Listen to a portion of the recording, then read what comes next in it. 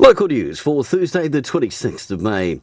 A Wairarapa company was among the winners at the 2019 New Zealand Champions of Cheese Awards on Tuesday night at a gala dinner in Hamilton. Say Cheese picked up the Huntley and Palmer's Favourite New Zealand Specialty Cheese Shopping Experience Award. Greater Wellington Regional Council is calling on locals to help fight climate change by planting more trees.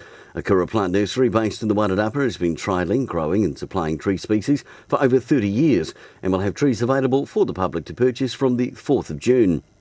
Wairarapa food technology teachers have a few extra tricks up their sleeves thanks to the help of UCOL's chef training program team.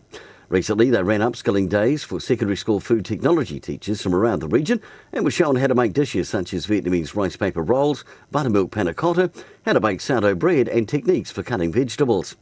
And in sport, the Dalford men's and women's teams are both at home this weekend, playing Northern United and Victoria University. In football, the Wairarapa United men are away to Lower Hutt, while the women take on Palmerston North Marist.